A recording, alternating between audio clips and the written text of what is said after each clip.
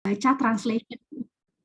Karena penting banget ya kalau kita baca tapi kita nggak paham meaningnya, ya sangat akan disayangkan gitu, because that's why Quran is sent from our merciful Lord sebagai petunjuk, sebagai guidance, sebagai pengingat, penenang hati. Jadi kita harus butuh tahu meaningnya gitu, paling nggak baca translationnya. So, after baca Al-Kahfi, alhamdulillah kita next akan move ke sesi yang kita selalu tunggu-tunggu tiap minggu gitu ya, sesi reflection. Ayo, ada yang pernah lihat reflection gitu, kalau yang baru join dari Instagram story saya, terus excited gitu ya, join malam ini, karena insya Allah kita bakal, spesial nih ya, dari kita tunggu-tunggu juga, ada Sister Dindin yang akan share malam ini, nge-lead the reflections upon title-nya Crisis of Knowledge gitu ya. Jadi without further ado, Mbak Dindin. Halo, Assalamualaikum Kak Mai, Kak Eki, dan teman-teman Hai Sister semuanya. Waalaikumsalam warahmatullahi wabarakatuh. Aduh, ini udah bisa mulai apa gimana nih? Ya kan, mari kita mendengarkan. Aduh, aku tidak sabar.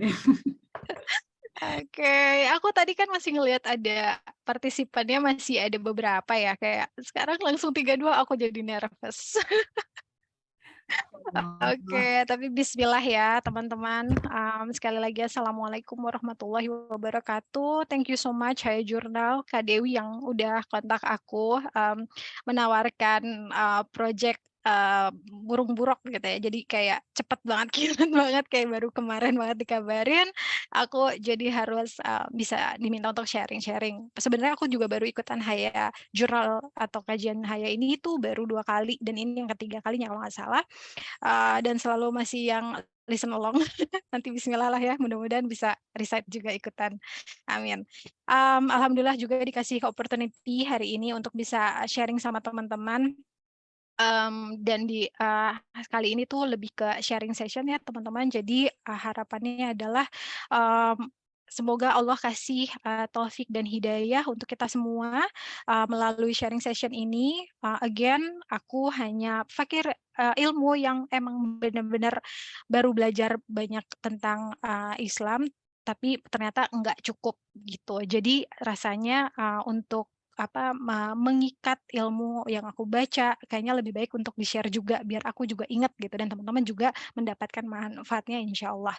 Aku juga minta maaf kalau misalnya nanti ada pernyataan yang kayaknya kurang tepat, nanti bisa teman-teman colek aku aja. Dian kayaknya salah deh gitu ya. Itu nanti tegur aja.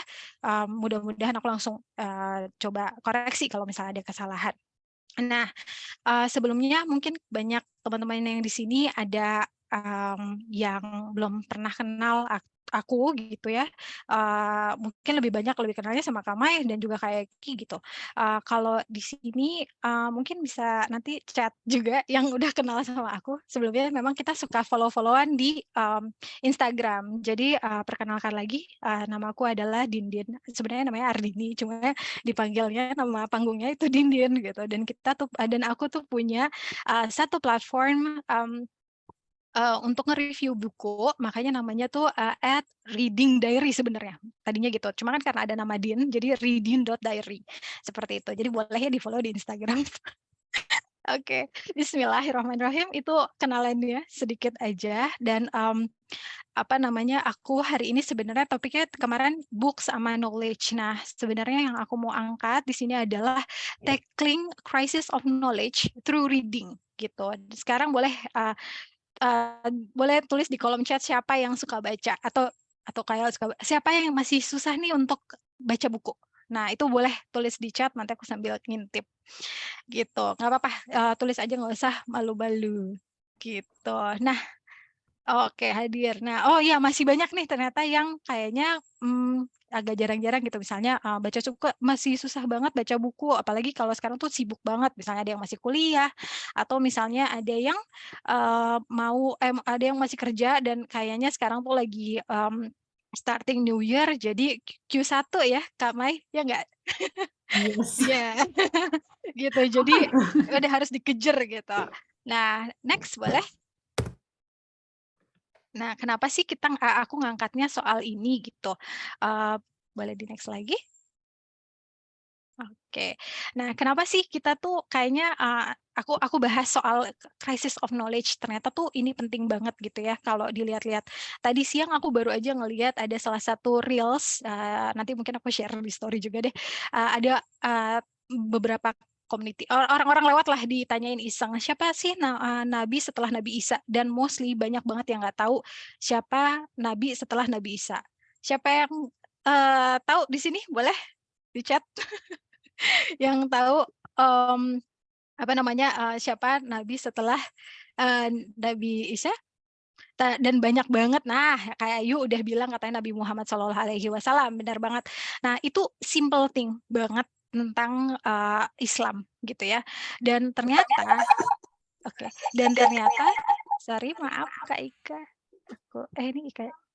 Nah ya, dan ternyata, apa namanya, krisis ilmu pengetahuan itu mungkin bisa jadi salah satu krisis yang paling besar yang benar-benar mempengaruhi, komunitas muslim ini di dunia, gitu. Dan salah satunya untuk, menjaga supaya kita itu terhindar dari krisis ini adalah melalui ilmu dan memiliki metodologi yang gitu ya, terstruktur untuk belajar tentang agama Islam, gitu. Nah, ini apa sih hubungannya gitu ya sama, sama topik hari ini, next boleh. Dan dan ternyata faktor utamanya adalah kurangnya tingkat literasi dasar dalam studi Islam nih, gitu ya, termasuk, tapi juga nggak terbatas pada teologi, ilmu akhlak, studi Al-Qur'an, studi hadis, fikih, dan sejarah, gitu. Next boleh. Nah, mungkin teman-teman pernah dengar ya, kayak ada salah satu yang namanya hadis Nabi Muhammad, SAW bilang kalau misalnya, menuntut ilmu itu adalah salah satu, apa namanya, kewajiban yang harus dijalanin sama setiap muslim, dan ini tuh nggak terbatas hanya laki-laki aja, tapi perempuan juga diwajibkan untuk menuntut ilmu. Makanya di Islam itu sebenarnya nggak ada tuh operation, apa namanya, perempuan nggak boleh menuntut, ilmu setinggi langit itu nggak ada tuh gitu, maksudnya nggak boleh, kalau nggak boleh itu nggak ada gitu, yang ada tuh kita emang diwajibin untuk menuntut ilmu. That's why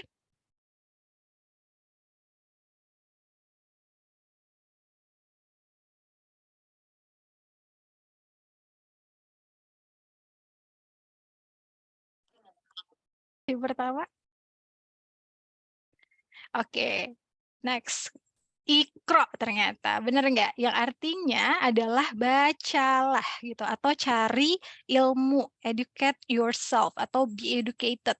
Tuntutlah ilmu gitu ya, supaya kita apa sih gitu ya, supaya apa ya gitu. Kenapa sih Allah, apa namanya, menurunkan 5 ayat di awal, wahyu penyampaian ke apa namanya, ke Nabi Muhammad gitu. Ternyata coba deh kita, telusuri gitu ya, suratnya, yaitu surat Al-Alaq 1-5 boleh di-share. Nah, bismillahirrahmanirrahim, di sini ada Iqra bismika rabbi bismi rabb Iqra bismi rabbika allazi khalaq. Di sini kita udah jelas ya, ada pernyataan bahwa artinya aja, bacalah dengan menyebut nama Tuhanmu yang menciptakan.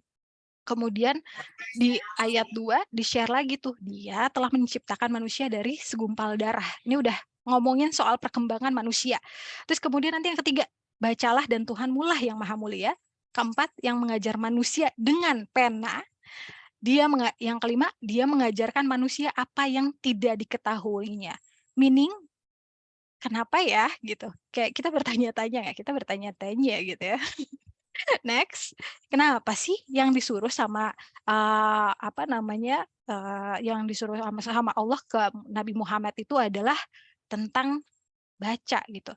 Nah, wahyu pertama Allah tuh udah menunjukkan bahwa sepeduli itu, se-concern itu, besar banget kepeduliannya Allah terhadap perkembangan dan pendidikan manusia.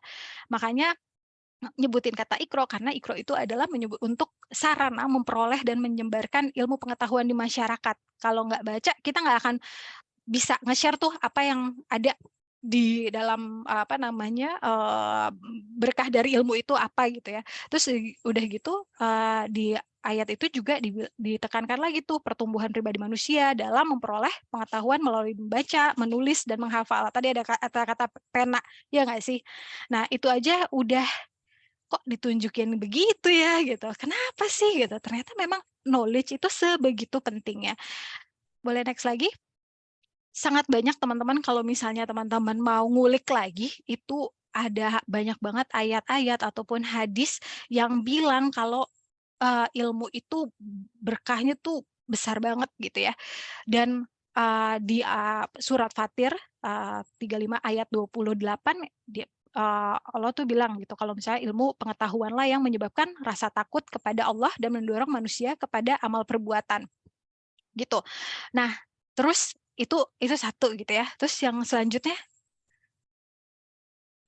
teman-teman pasti hafal ya doa yang selalu dibaca pas lagi sekolah, Robbi zidni ilma ya, di surat Toha ayat 114.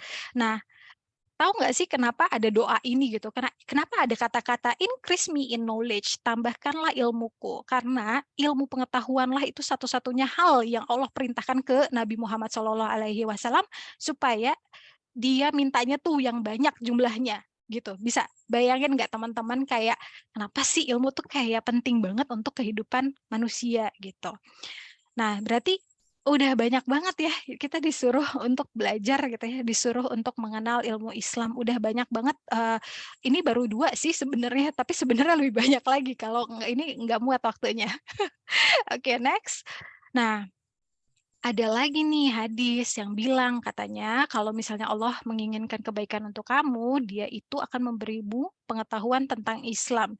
Oleh karena itu kebalikannya juga nih berlaku juga buat teman-teman. Kalau misalnya orang yang nggak tertarik sama Islam atau ilmu-ilmu keislaman itu akan sangat berkurang bagian berkahnya. Sayang banget nggak tuh, ya kan? Nah makanya eh, kalau misalnya apa namanya, ini kan udah diceritain gitu ya, bahkan pada saat permulaan, Nabi Adam Adam alaihi wasallam itu diturunkan, tahu nggak sih sebenarnya bukan mukjizat ya, yang bikin dia itu superior tuh apa gitu? Ternyata ilmu juga. Aku mau ngingetin, boleh next lagi? Aku mau ngingetin ke teman-teman di Al-Baqarah 31 sampai ayat 33, boleh dicatat nih. Nah, di dalam surat ini dikisahkan waktu itu tuh, malaikat tuh bertanya sama Allah, "Ya Allah, kenapa, kamu mau menurunkan manusia gitu ya ke bumi? Bukannya manusia itu kerjaannya merusak bumi dan selalu ada pertumpahan darah nih gitu ya, membuat pertumpahan darah, pokoknya bikin, mmm, nggak bikin bikin kita ya jadi susah aja gitu ya, maksudnya malaikat tuh sampai nanya gitu sama Allah. Terus udah gitu Allah bilang, "Ilmuku tuh aku tuh yang paling tahu, apa maksud dari ciptaanku," gitu. Terus Allah tuh ngeliatin lah tuh Nabi Adam, mukjizatnya apa gitu. Nabi Adam itu bisa menamakan hal-hal yang malaikat itu nggak bisa. Dia nggak tahu ini nama binatang apa, ini benda apa, ini pohon apa, terus, ini batu itu apa. Bener-bener, Allah memperlihatkan itu sehingga waktu itu, malaikat langsung tunduk, "Ya Allah, eee, bener nih, ternyata, kami makhluk yang nggak tahu apa-apa, hanya Allah aja yang paling tahu apapun yang mau diciptakan, oleh Allah," gitu. Sehingga di situ udah kelihatan tuh dari awal aja, pas penciptaan aja gitu ya, Allah tuh udah highlighting soal knowledge gitu. Dan itu yang membedakan antara, mmm, manusia dan malaikat gitu kan. Nah, terus, hubungannya apa sih gitu sama zaman sekarang gitu, sama knowledge tuh apa? Nah, banyak banget gitu. Sebenarnya di, dunia ini nih, sekarang ini, saat ini, kita tuh punya yang namanya fundamental issues. Boleh next lagi? Nah, fundamental issues-nya tuh apa aja gitu. Nah, fundamental issues itu masalah dasar gitu ya, yang paling penting itu apapun yang terkait dengan tauhid atau tentang keesaan Allah. Mungkin banyak teman-teman yang udah tahu gitu ya soal ini, dan banyak banget, orang zaman sekarang menuhankan apa coba? Bukan menuhankan Allah lagi gitu, tapi kayak menuhankan kayak pekerjaannya jauh lebih penting daripada sholat untuk Allah gitu ya.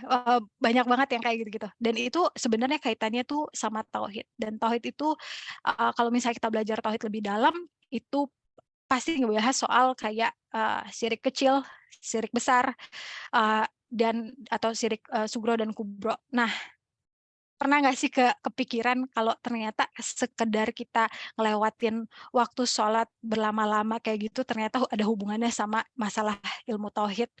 Nah, itu ternyata kita tuh masih punya ya, isu-isu dasar yang kayak gitu di masyarakat sekarang. Nah, kedua, busyness gitu. Zaman sekarang apa sih kita dikit-dikit scrolling ya nggak sih? Aku nggak munafik nih, aku juga kadang-kadang bangun tidur yang dilihat handphone dulu, bukannya doa dulu gitu ya. Kadang-kadang lihat jam, terus habis itu paling nggak ngecek apa, kadang-kadang suka ke Instagram atau apa gitu ya, yang jadi distraction.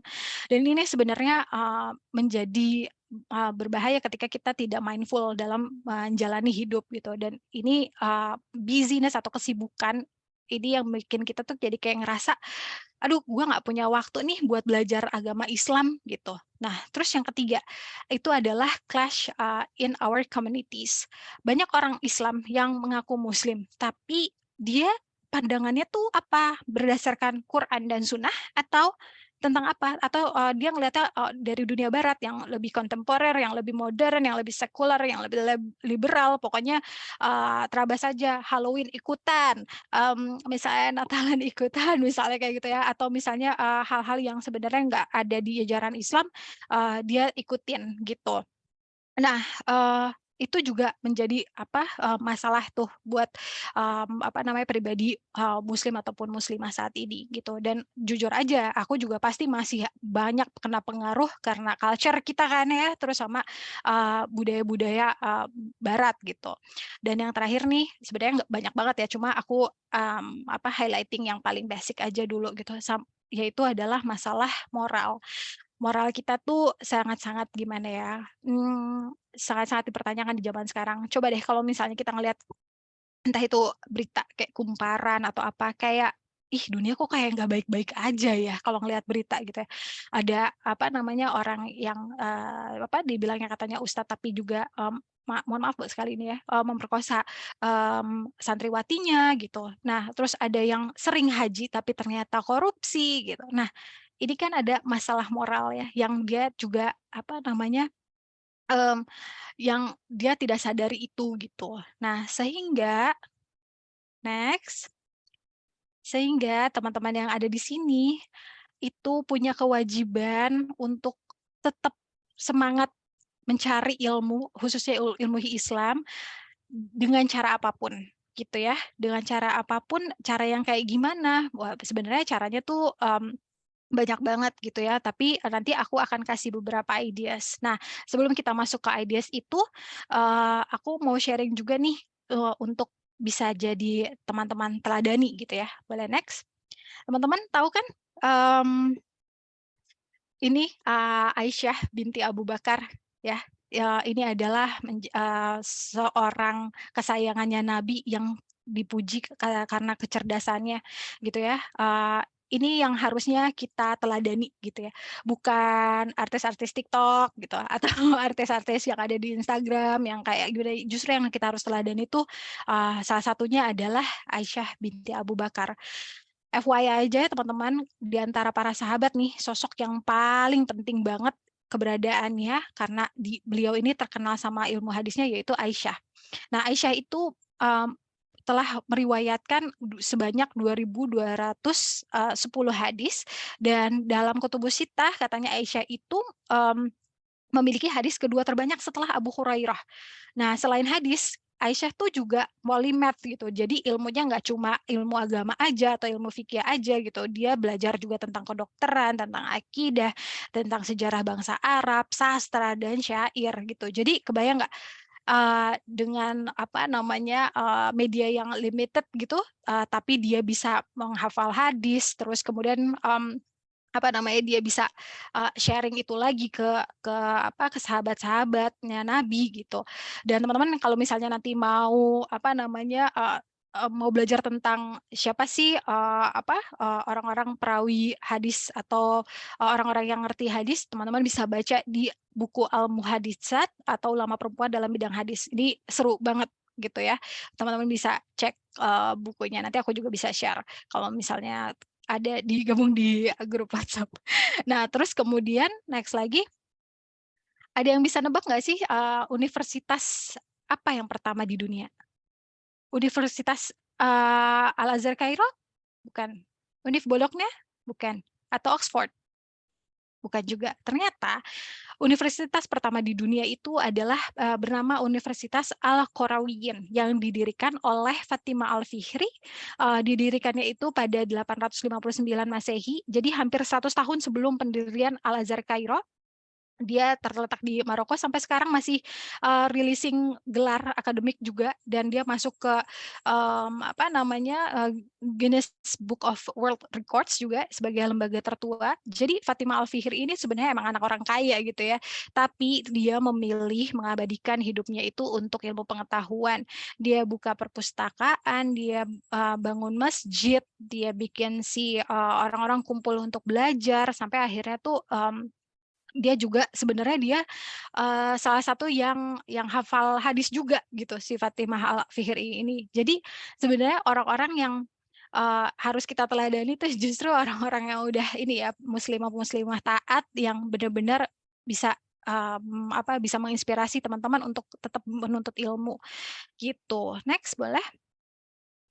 Nah, terus kita gimana nih caranya mau belajar gitu ya? Kadang-kadang kita tuh ya udah kita ngaku muslim, oke gitu. Oke, pakai hijab, oke gitu ya. Tapi sebenarnya ada hal-hal yang penting banget untuk teman-teman pelajari, dan dasar-dasar itu adalah salah satunya adalah yang paling utama itu tauhid. Kalau misalnya apa yang kita lakukan tapi ternyata tidak berkaitan sama Allah, tidak membersamai Allah setiap langkah kita, bisa jadi apa yang kita lakukan itu mengandung kesyirikan dan itu berbahaya gitu. Nah, makanya kita mesti pelajari yang paling utama tuh tauhid. Yang kedua, setelah tauhid kita belajar fikih ibadah ya. Dari mulai toharoh atau bersuci, sholat, sampai ke taubat. Nanti kalau udah baca buku tauhid, itu langsung rasanya pengen taubat. Karena benar-benar literally kita nggak pernah sadar, oh ternyata yang kayak gitu tuh bisa jadi syirik kecil ya, gitu. Kita nggak pernah sadar. That's why kita mesti sering-sering taubat.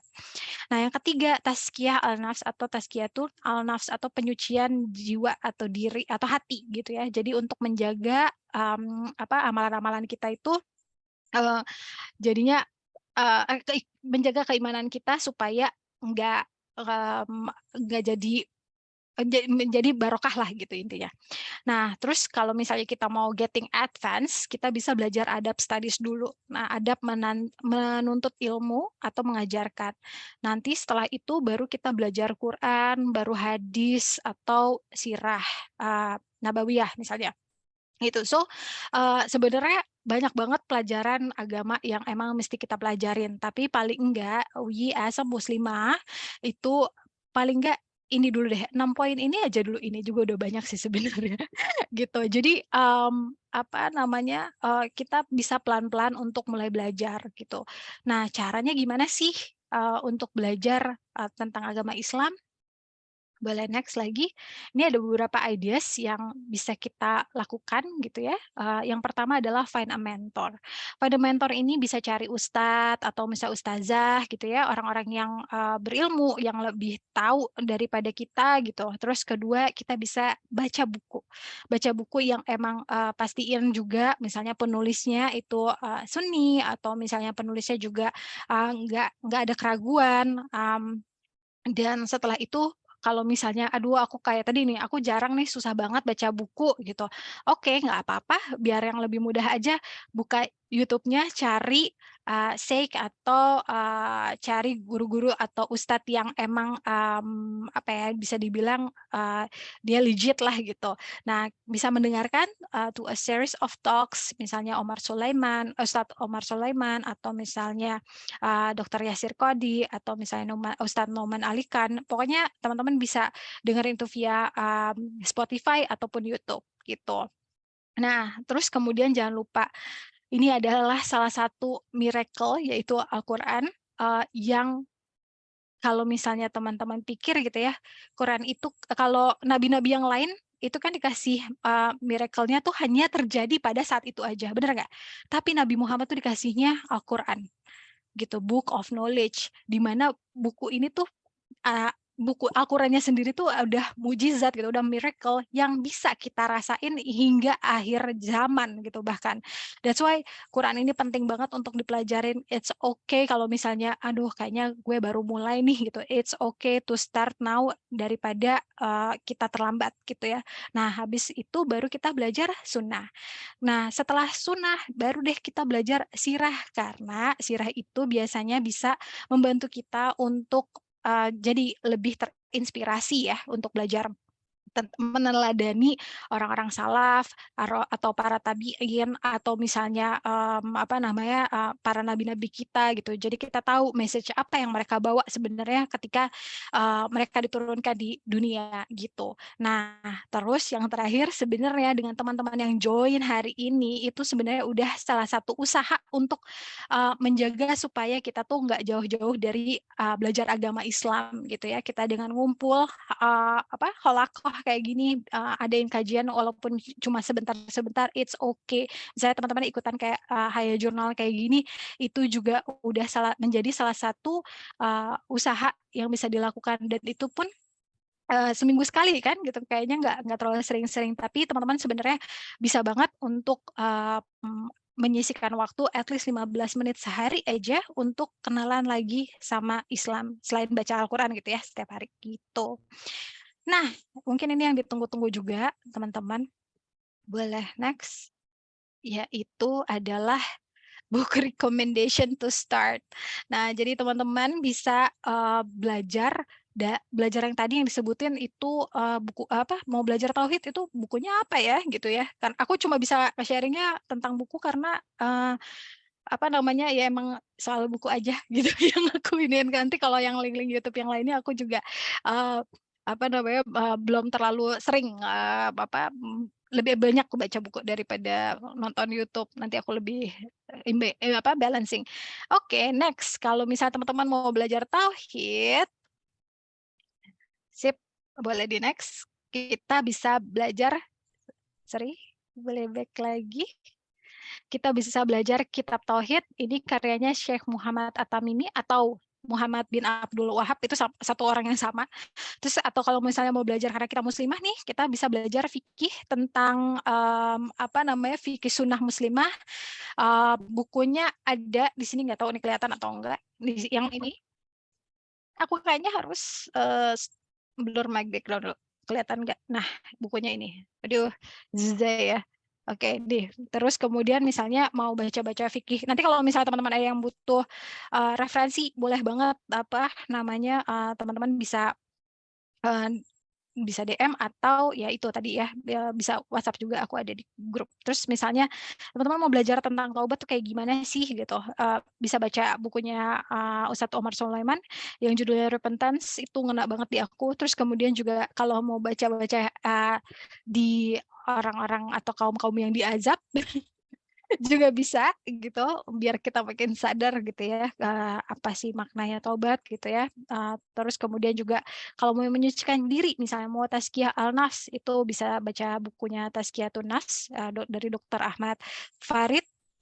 Terus adab studies, adab di atas ilmu dari bikinannya, tulisannya Imam Nawawi. Terus, adab di atas ilmu, Quran dan hadis juga, teman-teman bisa belajar tentang Design of the Quran atau Befriending the Quran atau Riyadus Shalihin gitu. Nah, ini aku mau menjawab pertanyaan, bukan ini ya, pernyataan dari Kak Ratih, katanya jujur beberapa punya bukunya tapi susah bacanya, terutama kitab-kitab yang, klasik. Nah, ada tips nggak biar mudah paham seperti Riyadus Shalihin atau Tazkiyatun Nafs?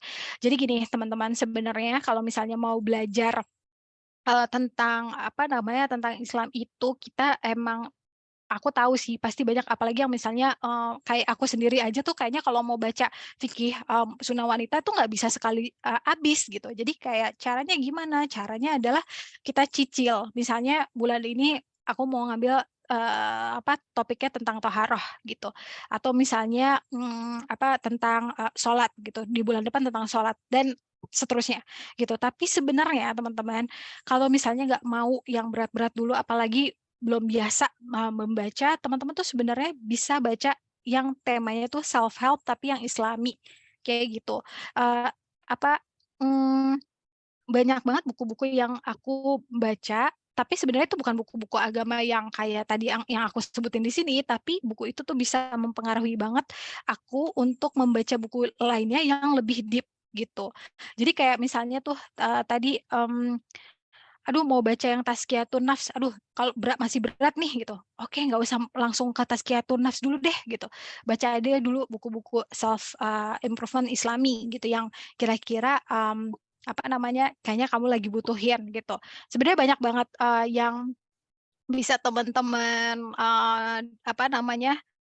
baca gitu, kayak ini karena di sini muslimah semua ya, jadi ada satu buku namanya, The Great Salihah, aduh nggak kelihatan ya. Nah, ini ringan banget kalau misalnya teman-teman mau, eee, mau baca dulu gitu, nggak mau yang berat-berat dulu deh gitu, nggak apa-apa, baca aja dulu yang buku yang lebih ringan, yang halamannya nggak terlalu banyak, yang kira-kira, kayaknya lagi, resonate nih sama apa yang aku rasain sekarang gitu, itu nggak apa-apa banget. Jadi, tapi jangan lupa nanti setelah itu tetap teman-teman bisa start untuk belajar kitab-kitab yang lebih deep lagi, karena yang namanya, belajar itu lifetime ya, lifetime experience. Jadi, aku harap, ini juga nanti bisa menginspirasi, feel free untuk discuss kalau misalnya kamu punya, ide buku yang lebih baik lagi yang bisa kita baca bareng-bareng gitu ya, atau misalnya menjadi buddy read gitu, atau misalnya teman-teman, bisa sharing lah lewat DM ataupun,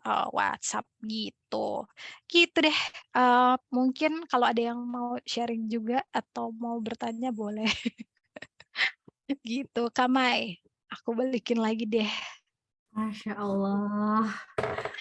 Ya Allah, alhamdulillah, ya Allah. Aku dari tadi kayak mengucap syukur karena ya Rob, aduh makasih